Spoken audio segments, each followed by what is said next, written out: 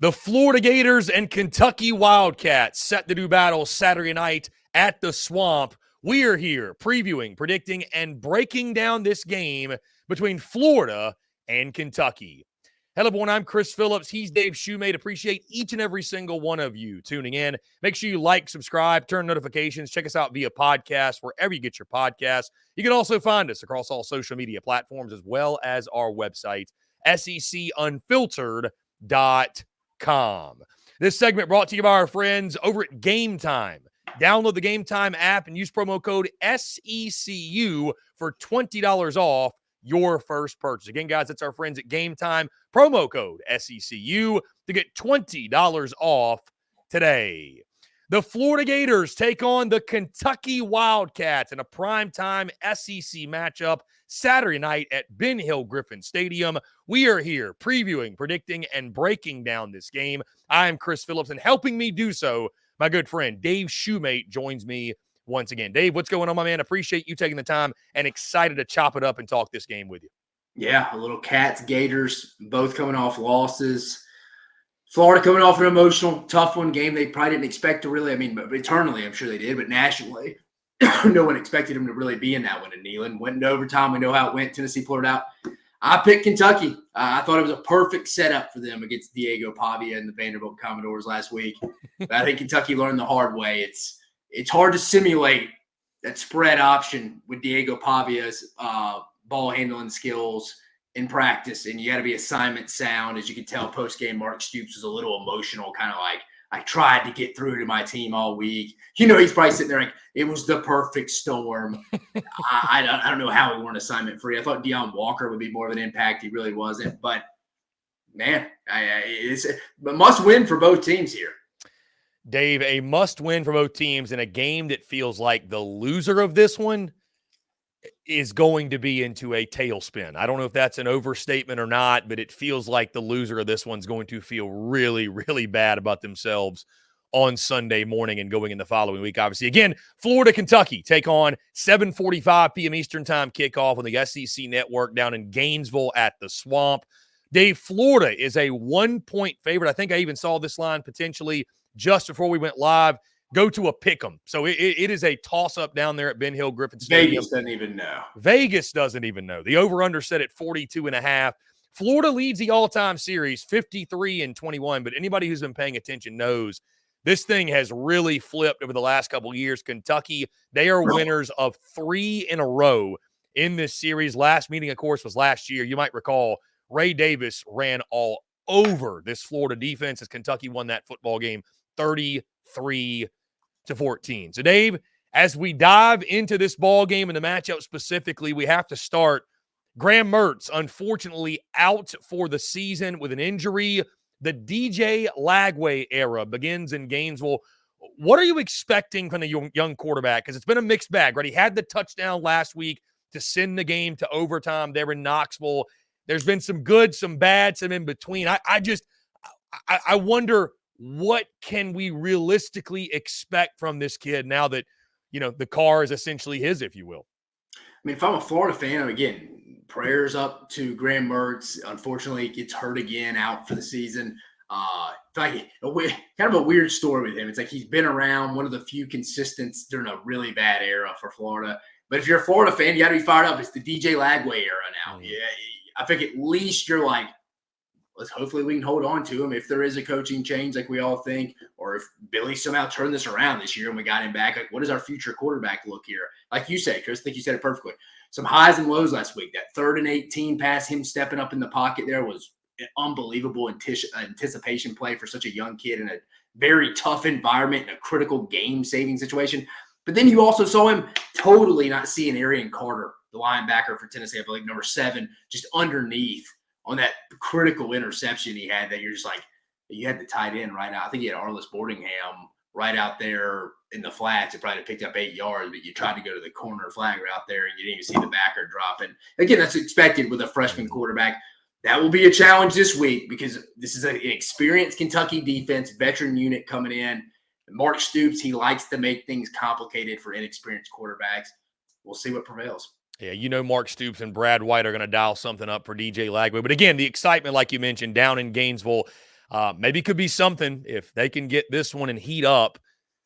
Maybe could save Billy Napier in Gainesville. I think most of us think that's probably a long shot, but with the young quarterback, you'd like to keep him around. We'll see. We'll see. It starts on Saturday. Dave, I look at this Kentucky team you mentioned against Vanderbilt. Mark Stoops, the emotions of that game, losing to Vandy on your home field, off the bye week, by the way.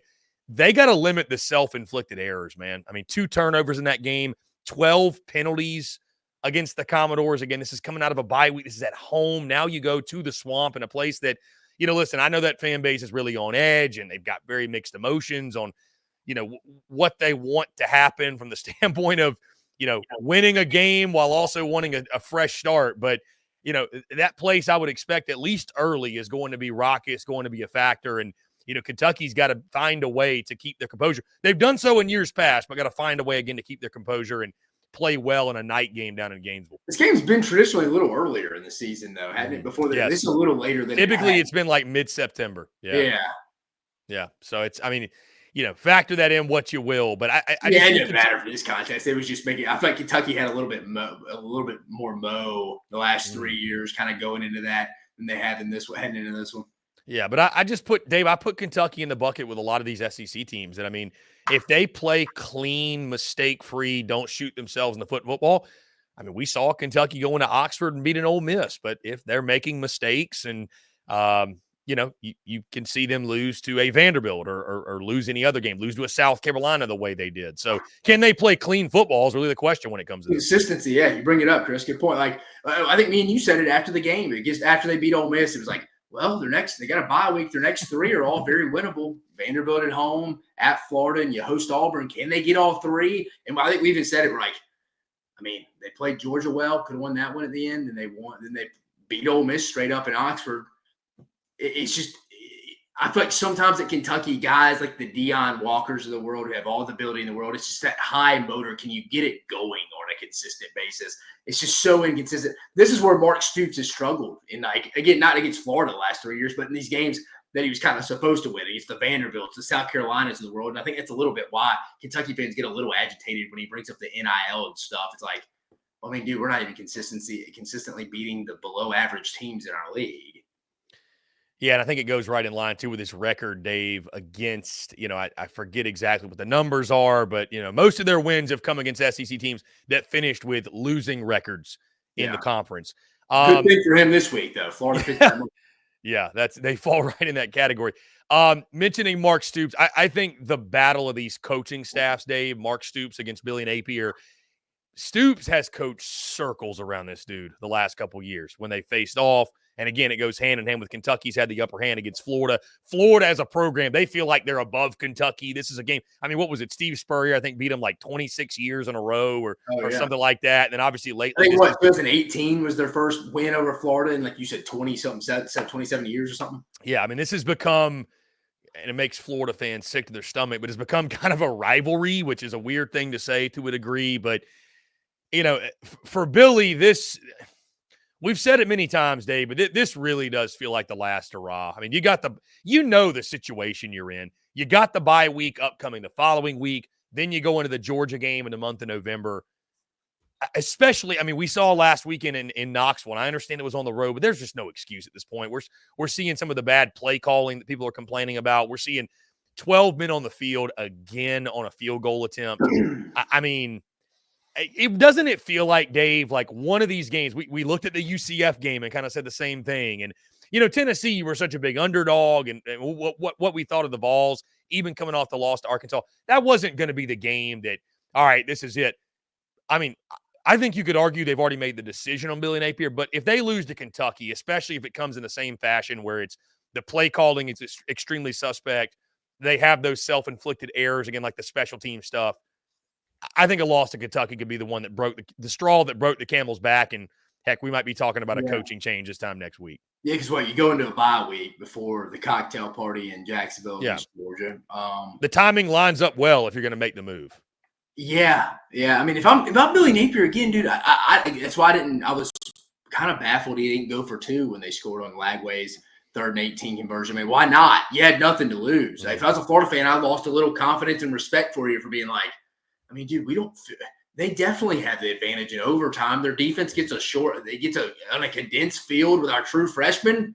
I mean, come on, man. Let's go with our best play. If we get it, we get it. If not, I take the same approach this week, dude. I mean, you got to let the reins off DJ Lagway. You can't slow him in. If you're Billy Napier, you literally have nothing to lose. I would be aggressive as hell. I mean, you offensively, and you got to be calculated defensively. You can get killed on screens and little stuff like that if you're being overly aggressive. Austin Armstrong, Ron Roberts. But if I'm Billy, I mean, you hold nothing back here. I don't understand why you would. Dave, when you look at the Kentucky side of the football, offensively, I should say, the offensive side of the football for Kentucky, I mean, again, I ask, how do they move the football with Brock Vandagriff? I mean, is it more of, I would assume, more quarterback run game? Do we see Barryon Brown, Dane Key? I think they can win some matchups down the field against that Florida secondary, even though Tennessee wasn't able to expose it and Nico couldn't hit those shots. I mean, you feel like with this group of receivers, they might be able to hit some explosives, but with Kentucky, again, they're another one of these teams, Dave, where it just really comes down to the offensive side. I think defensively, they match up well in this game against a young quarterback. Like we mentioned, Brad White and Mark Stoops. They're going to have something dialed up for the youngster, but can they get enough offense to be balanced and, get down the field a couple times and put the pressure on Florida? I think it's a big question. How does Brock Vandagriff play in this scenario? I think is just the big question for me. Do we see a little bit more of Gavin Wimsatt? Is that kind of in the game plan? I mean, we've seen Kentucky's willing to adjust their offensive game plan, which I give Bush Hamilton and them credit from that perspective. Do they maybe go a little bit more to Gavin Wimsatt this week? I don't know. I don't have any information. It's just a total guess. I don't know. Maybe I've seen them revert back, so have you, to their game plan in Oxford.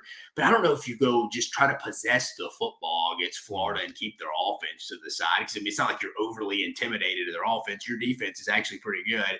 I mean, if I'm Kentucky, if I'm Kentucky, Mark Stoops, defensively, I'm trying to be aggressive against Lagway, force turnovers, get short fields for my offense, who at times can struggle to put together 8 to 12 play drives because, as we both know, they don't have the signal caller. They don't have the quarterback to go stretch the field vertically. So they make themselves go have 8 to 12 play drives. And as we know, Chris, the more plays you run, the more mistakes that can happen. And that's why I think you don't see teams in college football now trying to go about and take that route unless they're forced to, similar to Kentucky. And that's why having a quarterback that can stretch the field's so important. So I don't know. I could see us maybe seeing a little bit more Gavin Wimsatt than we're accustomed to seeing.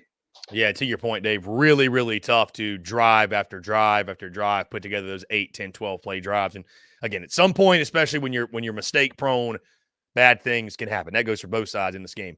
Dave, let's go ahead and lock in our predictions, picks for this one. This is a wildly intriguing game. Again, like we mentioned, it feels like whether you want to label this a must win or a can't lose for both sides. I mean, I think for both, we're talking about separation Saturday with the rest of the slate. I think separation Saturday, Dave, applies as well with separating from the very bottom of the barrel of the league to, hey, there's still hope that we can make something of our season and maybe, just maybe, reach some of the goals that we had in the preseason. But some of those hopes and dreams hanging on by a thread. I'll let you start, Dave. How do you see this one playing out when Florida and Kentucky do battle in the swamp on Saturday night? Well, I mean, I think the loser of this is probably out of bowl eligibility. Again, you feel a lot safer saying that about Florida with their upcoming schedules. I know it's the prediction, but I'm rolling through it just real quick. With Florida's prediction, they got Kentucky this week. They got 3 wins right now. After that bye week, we talked about Georgia and Jacksonville, at Texas, LSU at home, Ole Miss, and at Florida State. I mean, I don't see them getting 3 out of those final 5. No. Do you, to go bowl eligible if they lose? No. So Kentucky, if they were to drop this game, they're sitting at 3 wins still. They host Auburn next week, go at Tennessee, bye week, Murray State at home, at Texas, in Louisville. They would need 3 out of their last 5 as well if they were to drop this. Yeah, I think that's fair to say, Dave. The loser of this is probably eliminated from bowl, unless you pull some upset or something that you're not favored. Which could happen this year. Yeah, we talked about Bama, Tennessee being an SEC championship elimination game. I think this is a bowl eligibility elimination game. With that being said, Mark Stoops has owned Florida recently. I think Kentucky's going to be more interested in this one, and not really just DJ Lagway. I'm sure he's last time we saw him prepare as a starter against Samford. Granted, it was Samford. He's about to be playing a much better defense. He looked pretty good. Let's see what he looks like in an SEC game with a full week of preparation as a starter. he'll be excited. I mean, what's the rest of the Florida team kind of like at this point? I think Kentucky's going to have a little bit more to play for. Mark Stoops, a veteran defense. I think they're going to be a little embarrassed about how much Diego Pavia and the Vanderbilt offense didn't put points up against them, but controlled the game. I just have a hard time seeing a true freshman in his first SEC start, even at home, having a lot of success against this Kentucky defense. Again, maybe if it was someone else, but again, this is a veteran defense. They need this. Mark Stoops needs this game because, again, if Kentucky wins this, I do feel good about them getting into 6 because they got a very winnable game against Auburn coming to Kroger Field the next week. I think it's a low-scoring affair. You mentioned it. The point total was 40.5 in this one. 42.5. Yeah, 42 right about and a half in this one. Yeah. I just don't see Florida generating enough offense. I do see a couple of DJ Lagway turnovers. It gives Kentucky a short field. I think they cash that in. I see Kentucky winning this game something like 24-14. I don't really see a ton of pass to victory. As we always talk about, Chris, pass to victory here. I see Kentucky's very clear. I just don't see Florida generate enough offense, but I think Kentucky could muster up enough offense against a pretty average Florida defense outside of their performance last week against Tennessee. For Florida, man, I don't see them being consistent enough on offense. I just don't. So that's where I kind of draw the line. Call me crazy with Kentucky with the double-digit win, but give me the Cats going into Ben Hill Griffin, a.k.a. the Swamp, making it 4 straight against the Gators. You know, Dave, you brought up the point about what each of these teams has to play for and motivation level. I think Florida showed last week, and for people I talked to down in Gainesville, that, you know, say what you want about the Gators, but they're still balled in on Billy Napier, right, wrong, or indifferent. I think this is a team that's going to play hard for Billy. I don't doubt that. They're just not very good. They're not very good. Billy Napier continues to put them in bad situations, bad play calling. You know, there's just loose ends somewhere throughout the staff where mistakes continue to happen. So, like, I really, honestly, Dave, don't question their motivation level. It's just been a bad product since Billy has been there. Kentucky, obviously, coming off the Vanderbilt loss, they're reeling, to your point. I don't think it's going to be nearly as difficult a challenge facing that Vanderbilt, that option type of Diego Pavia-led scheme versus what Florida is going to do. Young quarterback in DJ Lagway.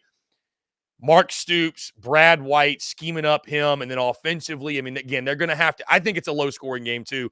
They're going to have to put something together. But I go back to this, Dave. Mark Stoops has just run circles around this guy. I mean, ever since they began facing off, I have no reason to believe that will not occur again. And I think this is the game, Dave. Honestly, I think Kentucky gets the win. I think this is the last game of Billy Napier's tenure in Gainesville. I think he's fired going into the bye week. I think they've probably already made the decision, but I think this will finally kind of give Florida the easy out where it's like, okay, we have a loss that calls for it. You know, we're sitting here, our hopes and dreams of the season are virtually gone. We're going into a bye. We've got the toughest part of the schedule upcoming.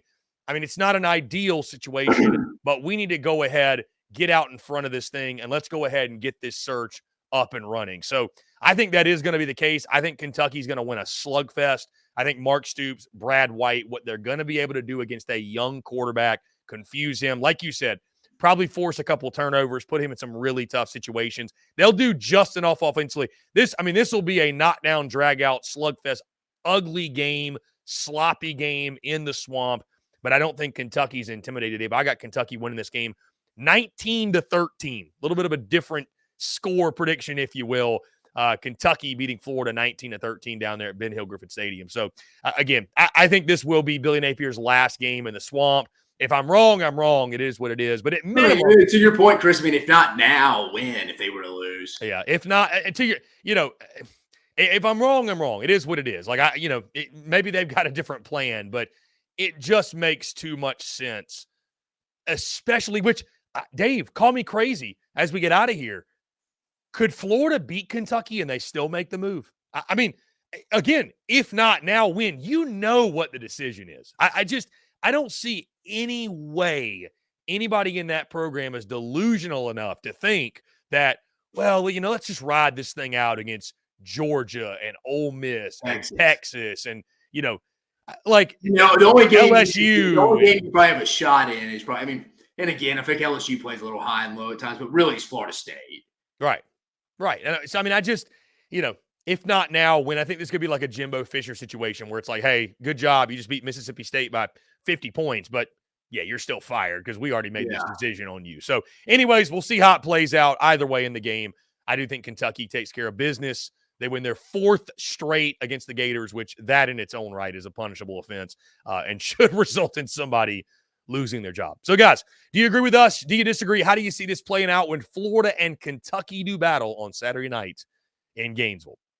Guys, that's going to do all for us. Appreciate each and every single one of you tuning in. Again, make sure you like, subscribe, turn notifications. Check us out via podcast, wherever you get your podcast. You can also find us across all social media platforms as well as our website, SECUnfiltered.com.